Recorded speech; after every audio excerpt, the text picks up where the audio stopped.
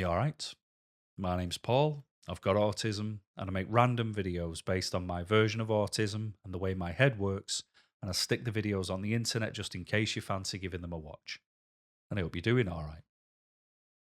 In about November time last year, 2024, I had a chat with a gentleman called Rick Stanton. And the reason I had a chat with Rick Stanton is because he made a film called Spectrum. And I enjoyed it. I've never been sponsored by them. They don't pay me anything to promote their video. I just genuinely like it. So because of that, I had a chat with Rick because I wanted to learn more about the film itself, where it came from, the idea behind it.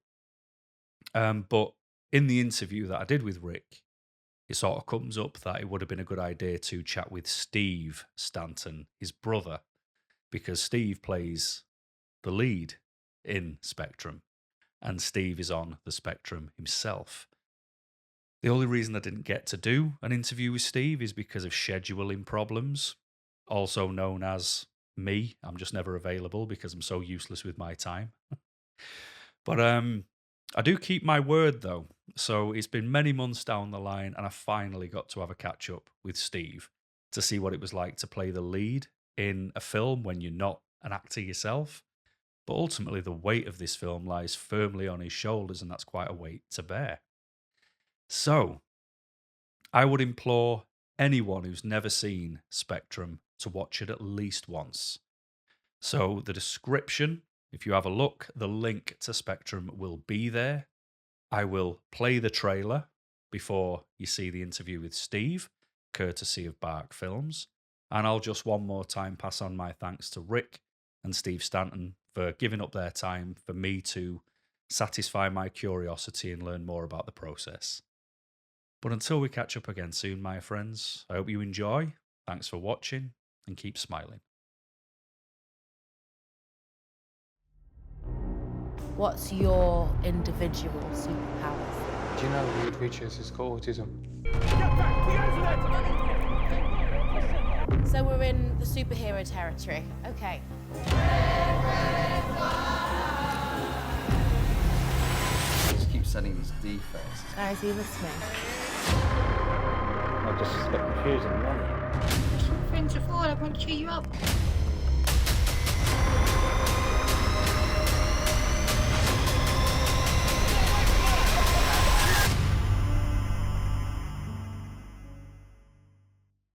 So, I've watched the film Spectrum too many times. Oh, nice. Yeah. Rick first reached out and, told me about it. I gave it a watch, liked it, watched it again, liked it some more. And I must have dipped into it now, more times than I could even count, because it speaks so well to a corner of autism that I'm used to. Okay. So how did it feel when Rick asked you to play the lead on this?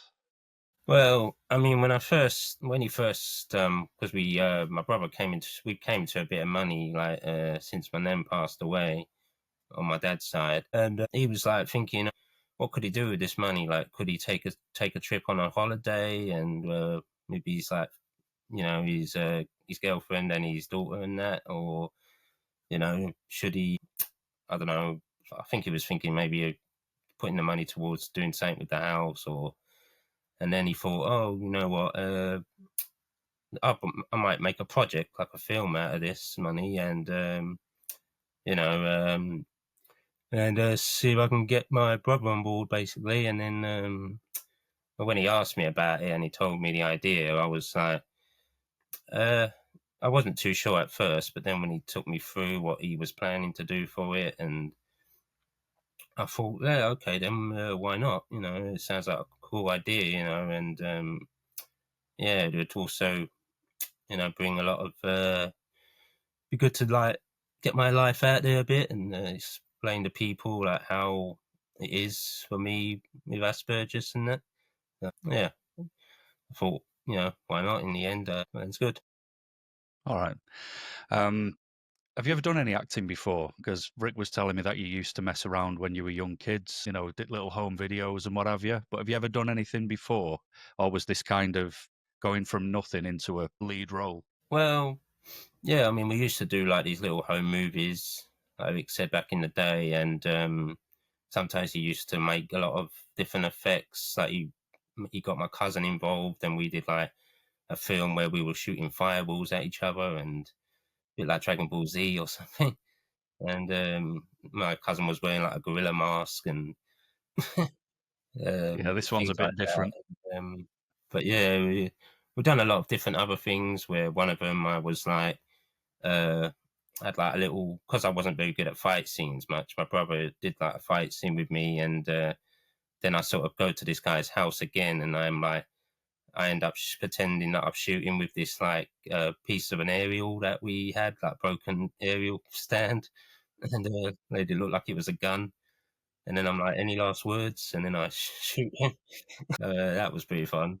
And Yeah, so you've done the sort of the silly home videos. So you've gone from home videos to, like I say, then being the lead in a serious film. mm, How does that feel? To sort of go from not doing anything to then being a lead in a film where ultimately the whole movie is on you. That must be some pressure. yeah, well, I mean, it was quite pressurizing a bit because just getting the right feel to it was quite tricky. And like the bit where we went to the newsagents, that got a bit annoying because there was cars coming left, right, and center, and it was like I didn't know when to cross the road at the right time to get the film good for it. And then they get to keep pausing and get me to come back because people got in the way or something. Because where that newsagents is very popular, like so many people go in there like daily all the time, and they know the guy so much, and so it was So you just, expected really, but it was, yeah, did so get a you bit just had to frustrating. find that small gap when nobody was in the shop so you could get it shot. Yeah. So that was pretty tough to do really at the time. And also near the end it was a little bit awkward when my brother's mate, Michael, he kept on having a mistake with the camera when he was trying to follow me sort of in the night while I was looking at my phone, sort of to get sort of the last moment to the last scene before I get to the crime scene type moment. That was, they had to keep pausing a lot on that, and I was getting annoyed.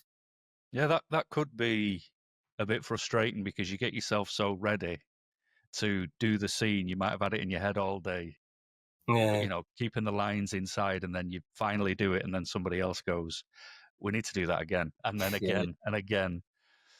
Yeah, that's got to take its toll as well. But what was the like when the script was finally sort of put together and this was the plan, this was the idea? Were you Mm. on board with that, or did you have any tweaks, any changes that you felt would make a bit more sense from your perspective? Well, I mean, mostly I just went with what my brother told me to do, really. Didn't really, I mean, well, the idea of the film was that we would just sort of roll with it as we go. And then if something felt like needed to be changed, then he would tell us. Or if someone come up with something that was really good, then he might consider like, oh, yeah, that was good. I think we keep that in and add that as part of the scene because it worked so well.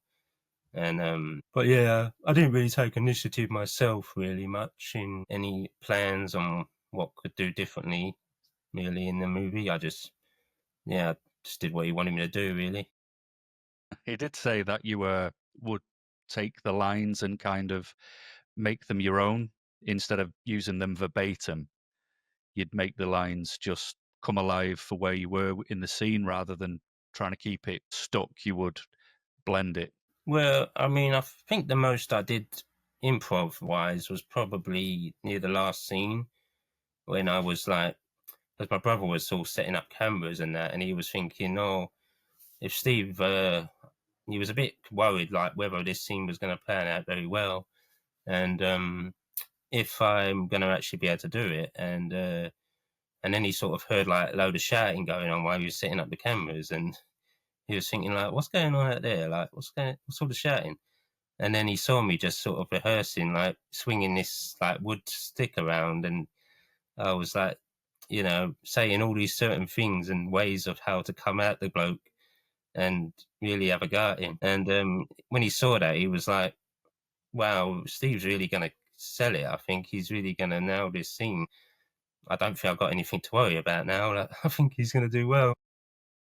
Yeah, so you ultimately were getting yourself, like, in the moment, getting yourself hyped up. Yeah, well, I knew it was going to be one of the biggest moments because I also went to Comic Con the same day with my mate, and my brother was like, "Oh, are you even going to be? Are you going to be awake enough to actually do this thing? Because we're going to be doing it quite late at night, and it's going to finish quite late. Are you going to be motivated for it?" And I went, "Yeah, yeah, I think I'll be all right." And all this, yeah, it was very. I was quite tired after a while, but yeah, I did manage to. I knew it had to be done, so I just wanted to sort of get there and just, you know, show that it can be accomplished and finished, and yeah, so yeah, had a lot of Fair enough. determination. Well, just on a side note, you said you went to Comic Con. Who's your favorite superhero? I'd say I like Wolverine and the Marvel Avengers films. I'd say I did like 4. He was awesome. Yeah. All right. Um, everybody in the film to me seems to be known by their real name.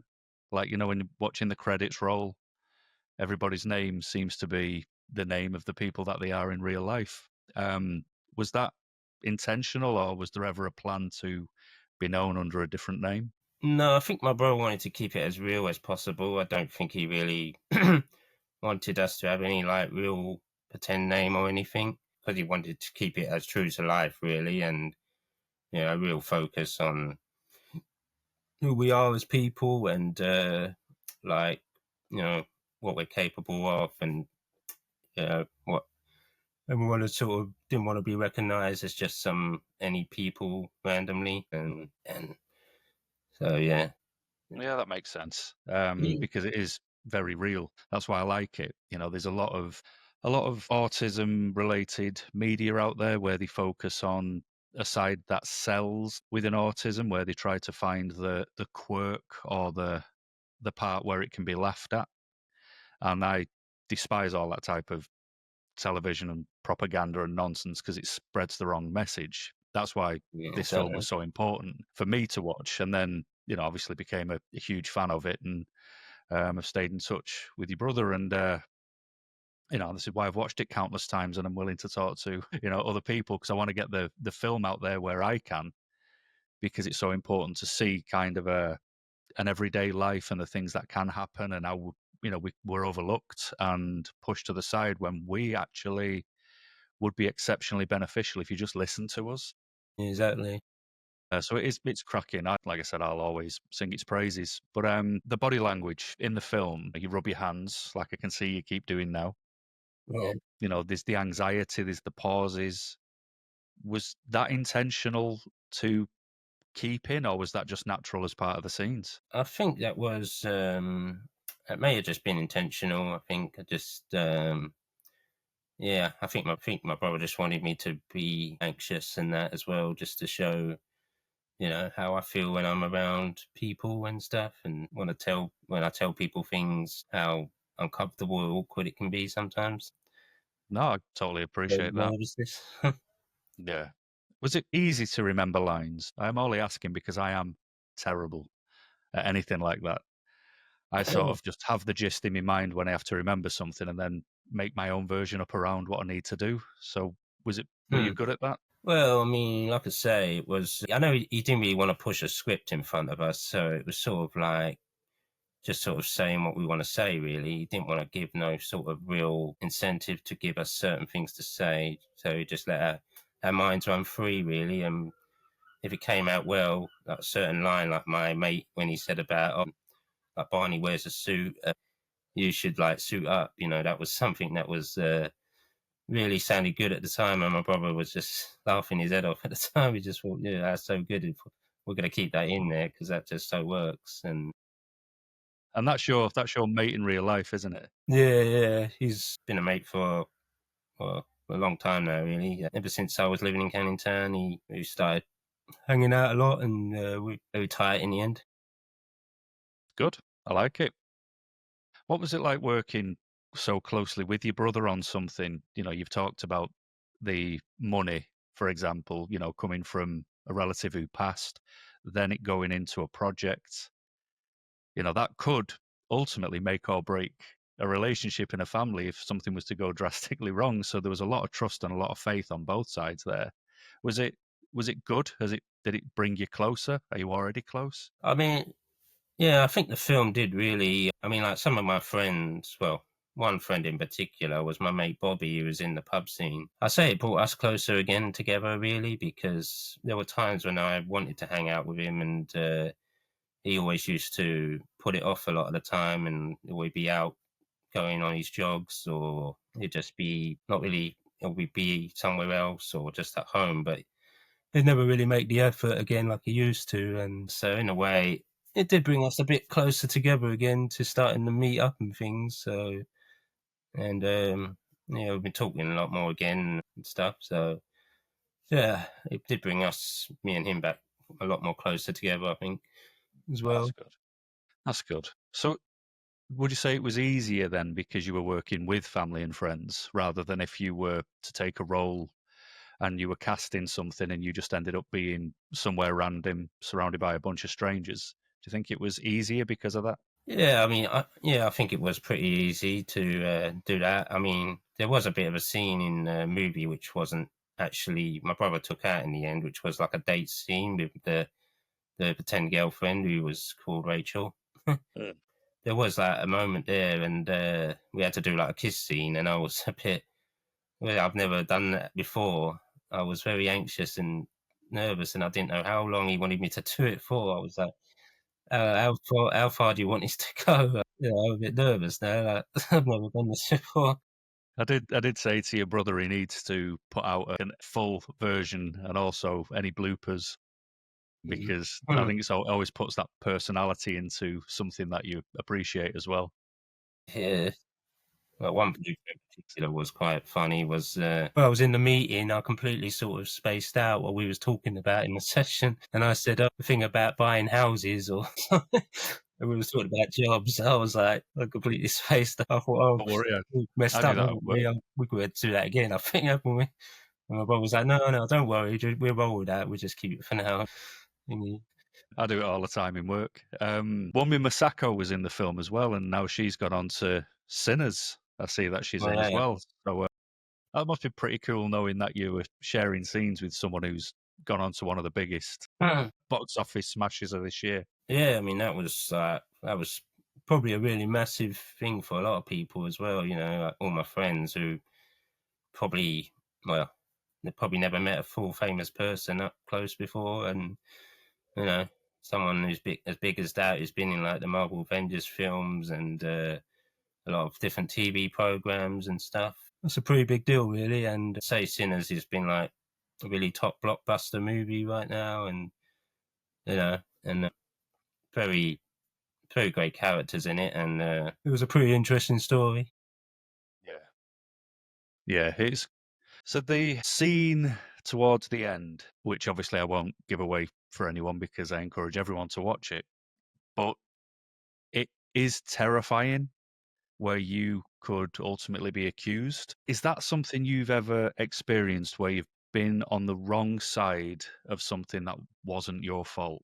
There was another conversation where my mate, we was walking back from London one time, and we was in our area, and these two guys came by, and one of them they were both on bikes, and one of them sort of like saw my mate had his phone out, and he was like, he did some kind of hand gesture, like as if he was trying to, I don't know if he was trying to signal that to put his phone away. At first, I didn't think much of it, but then when we got round near my area, he sort of grabbed him from behind, and then there was this confrontation between two of the men and my mate, and I was just there, like witnessing the whole thing, and I just didn't know what to do, whether I could intervene and help him out, or is it best to just go and inform my mum and let her know that get the police involved. And in the end, that's what I did in the end, and I just informed them that, yeah, to say that he got mugged, but yeah, not to that extent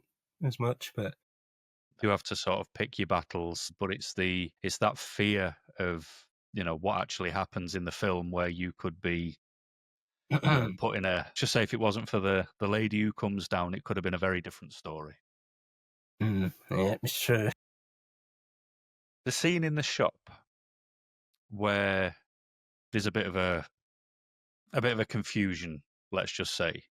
Is that something that's happened before? Because it seems quite a personal scene. Yeah, I have. I say I've had similar things like that before, where obviously my skill with money is not that great. So when it used to come to buying stuff, that isn't actually me. I would put the money on the counter and I would like get the shop owner to count the change for me and really think how much I need to give them. I'd say it's improved over times though. I've got a lot better at it somewhat. Still struggle a bit now and then, but I've gone a bit better when it comes to it.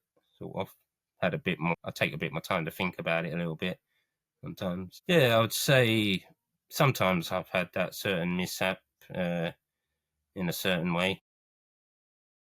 Yeah, it's because for me it was kind of like something you talked about before when you said, trying to get that scene right because people were going in and out of the shop to try and get the gap with nobody being there.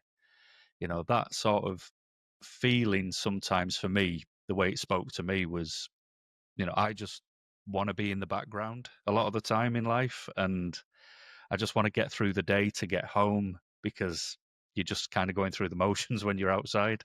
And those little moments can kind of bring you out into the spotlight, and that can make you feel a bit more muddled. And then it can just make you feel a bit worse because start getting a bit stressed in them moments. So when I watched that scene, I was like, yeah, that looks or feels more personal because there isn't really the biggest need for that scene, but it really speaks up. Mm. So that was one of the scenes that I really appreciated, to be honest. Thank you. Was it a familiar story to play someone who's overlooked? I'm sort of referring more into the feel of, say, the scene with when you're in the suit and the Yeah. guy's just not paying a lick of attention. Oh yeah. A lot of people Like, obviously. how did that feel? Was that real from the scene? Is that something you've experienced? Well, I mean, I've not really. I mean, I've never really been in a full interview before. I mean, when I got this job at the London Stadium, that was the first actual time I was really accepted. Because I thought I was going to go there and they were going to turn me down, but then they said go back and get your passport and everything. And I was like, oh wow, okay. And I was so surprised that I thought they were just going to look at it and they were going to say, oh no, you're not suitable. But no, they actually were taken by me, and yeah, and then I got the job. But other times, I mean, I didn't have a good relationship in a way with my job coach because she wasn't really that great for me. Like she just was very rude a lot of the time, and sometimes she was never really that understanding. Like when I come to telling her about stuff, she was always like so quick to judge every single thing that I was saying and stuff, and just sort of never really took me as a person properly. Like she tried to tell me, because I said, oh, this stuff that you got on this CV isn't what I've not done these sort of things before. And then she was like, oh, telling me to lie to them and say that I don't have this and that, like no disabilities or no sort of quirks or and that. And I thought, well, I can't really do that because, I think it's right that they know. I mean, I don't want them to just think, take me on and then think he's not doing something right or he's, like them to know really and what I'm capable of doing. But, she didn't see it that way. And so she wasn't really a good help, really. It But, sounds like that job coach needs a job coach because it doesn't sound like they should have been in that job. And you're absolutely right. You do have to let your employer know. It's actually a requirement. You've got to let them know, and otherwise they wouldn't need to give you reasonable adjustments if you were to ever ask for them in a workplace because you're protected under the Equality Act 2010. certainly. If you omitted all of that and then told them the truth, well, then you lied at Mm.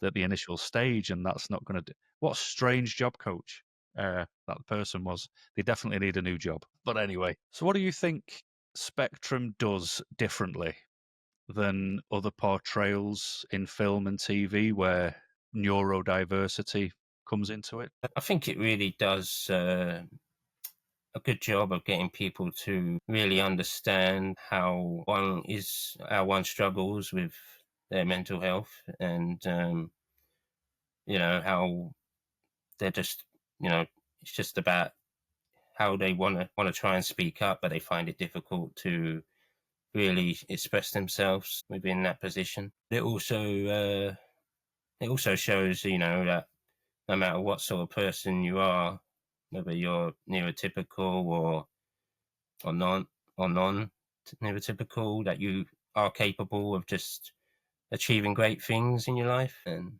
you know, there's always a light at the end of the tunnel, and you can always push forward with things. Yeah, I agree. The one thing I did notice in the film, from again my perspective, is there's like a quiet loneliness in Steve's life with everywhere he's going, everything he's doing. It's sort of very him. There isn't much that spreads from him. Do you think that is a good representation of how a lot of autistic adults genuinely feel? Yeah, I mean, I think it put a lot of people with autism that really struggle to really come out as a person and say I was quite a loner back when I was younger as well. When there were times I would never really socialize with my family, and I would just like on Boxing Day and stuff when everyone was in the living room with my nan and everyone. I never used to try and join in or nothing. I used to just sort of stand in the corridor most of the time, and if anyone came by and chatted to me, I would talk to them if they come by and that. But I never used to go in a social gathering much. And I think as I got older, more things I did, I just started to grow in confidence with doing it more, and I felt a lot more closer to everyone afterwards. But I still have the odd moments, maybe where I may not talk as much often, but I'd say I've come out of my shell a lot more better with people than I used to. Right. So would you say that maybe even doing this film has helped you with your confidence? I mean, I think what really, I mean, I grew more in confidence as I was starting to go to more groups and stuff. We did like this charity organization which dealt with people with mental health, and also was trying to like sort of fix things up with like the NHS. That we sort of tried to get word out there about help with, you know, sorting people's problems out with NHS stuff, and also getting people to understand people with mental health a lot more and that. And yeah, we had, I probably grew in confidence and met more people then over time. And I sort of, that probably did boost my confidence with people a lot more when I started attending all these different groups and mixing with new people. So that's been beneficial for you, like going to groups, socializing, joining in with Yeah. community events. That's been something that you've had a personal growth by doing. Yeah. Yeah, I'd say that really did give me a lot more confidence in myself, really, because I never knew there was these things out there that people could actually attend. And when I actually got help from my psychiatrist and that, and they told me about these different pub groups and that called Dander and stuff like that, then I started to really mix with more people, and yeah, and then I just grew from there really over time. What's the reaction been like for the film? Because I know you've had events to promote the film. What's been the overall reaction that you've had from viewers? Well, yeah, I mean, the ratings have just been really positively high and just incredible. And I have looked at some of the comments that people put, and I've not heard one sign of negativity about it. And especially with the internet nowadays, you get a lot of bigotry and a lot of troubled people on there. So I thought they were gonna like really ridicule it sometimes and be very judgmental, some of the comments, but no, they've actually been really, really nice. And yeah, it's been really good. So for people who like aren't autistic and not neurodiverse in any way, what do you hope they would take from the film? Well, I'd hope that they can take a lot of inspiration from it. That there's a lot of things that they could really think back and think like, yeah, my child's got autism. Like, this could be a great way of really figuring out how their mind works, and also help them in the long run as well, like give them a lot more boosting confidence rather than just looking at a child thinking, oh, that they've got something wrong, I can't deal with it. And I think this would really help parents and really recognize their children more and like give them that better confidence to move forward, and also say that you can achieve things in your life. Just got to work hard and just keep pushing for the burn, really. Yeah. Well, that's it. It doesn't change for anyone, does it? You've still got to always put in the effort, no matter what. If your brother approached you and said, "I want to make a part 2," would you do it? Yeah, I think I'll be up for a part 2. Yeah, I think it'd be really incredible to. Kind of funny enough, I am actually writing a little bit of I'm writing a story piece to a Spectrum, like a to know idea, sort of carrying it on from the perspective of what happened after, and also from the point of view of the cleaner, like what she witnessed before, rather than my side of it. Because I made it seem like I had a bit of a nightmare when I got back, but I was probably going to save that to a later part of the story.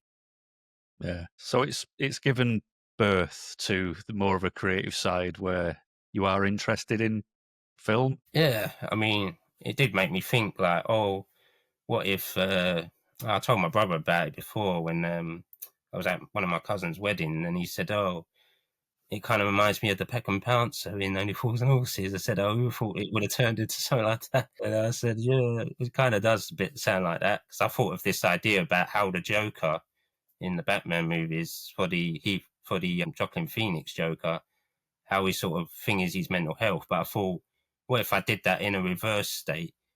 Like, rather than the way he sees life, maybe I think that Simon is still there, but I'm sort of having this vision that he's there in scenarios that I think he's out to get me or other people I know. But really, he's not actually there, but in my mind, I'm thinking it. So a bit like how he sees reality, when he thinks he's with his girlfriend, but really he's not with anyone. He's just been a loner this whole time. Yeah, a bit Yeah. like that. I thought that'd be a good way of putting it. Well, let's hope. Let's hope these little plans can come forward, because I'd obviously love to see more of it, because half an hour is not long enough. And it would be interesting to see different avenues. It'd be interesting to see, even if it took it was just like another day was made, to carry on different avenues just to explore how far it can go. And then maybe, obviously, if there was several of them, they could all intertwine and come to a crescendo with another sort of main event that all led to something. Yeah. So have you put yourself forward or down as an actor now? So you could potentially appear on any agencies and maybe get a role in other shows? No, I've not really done that. I've not really done that yet. No, I have been getting it out there to people and letting them know that I've been in a film, and to get them to check it out. A woman who works in the group that I go to on a Sunday, she said she's going to watch the film, but I don't know if she's watched the film yet. But she did say she will get round to watching it at some point. I even gave it to this other coordinator called Biff, who also said he was going to look at it. Just waiting to see. I know his sister, who I was talking to at the time, or I showed her the film, she said she was going to check it out as soon as she got indoors. Hopefully she Yeah. liked it So, as well. so if you were encouraging people to watch it, like you already say you are doing, what would be your selling point? How would you describe it to people? Well, I'd say if you really want I'd say if you really want something really good to watch, that it's got a bit of everything. It's got a bit of there's quite a lot of emotion.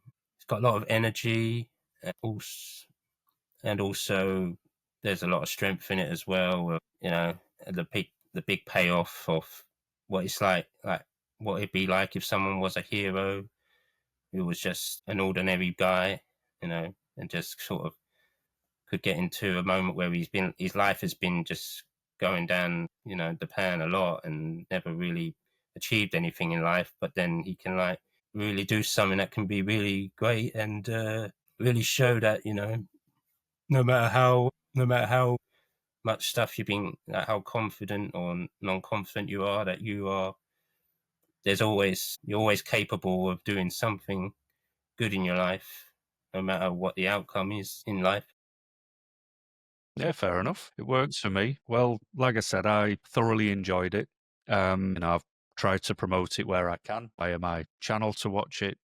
Put posts up on Instagram. I'll tell people wherever they may be, to watch it because I think it's, of everything I get sent a link for, or would you watch this? Would you read this? A lot of them do make you feel quite, I don't know if I want to do it because they're never on the mark. It always shows either another corner of autism that I don't align with because we all, individual difference per individual. But this was the only thing I've ever seen where autism's involved, even though it's not referenced. It's only mentioned once in the whole film when they're talking about Reed Richards. But it was important for me to watch. To watch somebody, as you say, go from their average life to be put in a situation where it changes.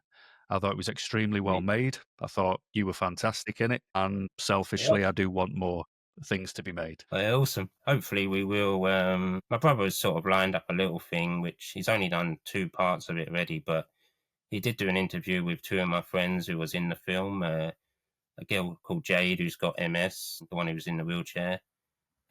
He did do an interview with her to find out a lot more about her life. And also he did interview my mate Carl one time. And they got there. He's got his life out there as well, what he went through and all the different questions he asked him about whether, like previous relationships and stuff like that. Yeah, so my brother's hoping maybe if funding goes well, we might be able to do another project where he sort of can get stories based on all the friends I've got, and maybe he'll link it up towards Spectrum. I think that's his initial idea, rather than a full sequel at this juncture anyway. But yeah, we'll see. Well, that's the thing I appreciate. If you've got a little bit of money, you can make a project. You could make a project about absolutely anything, but he chose he was going to focus on this. And that just speaks volumes. And then obviously with the choice of, the cast as well, it wasn't a big plethora of trained actors. It's people who have genuine lived experience. So again, it was all appreciated because we do live in a bit of a fake world, and it was just nice to have something real, to watch. And like I said, I'll always be a fan. I will always appreciate it, and I've appreciated your time today to talk to you as well, mate. Thank you very much, Paul. Yeah, appreciate it, mate. All right, mate. Yeah. Thank you very much for your time today. You're very welcome, man. It's good chatting to you and to let you know everything about, that experience. Yeah, hope you can look forward to more in the future. Good stuff.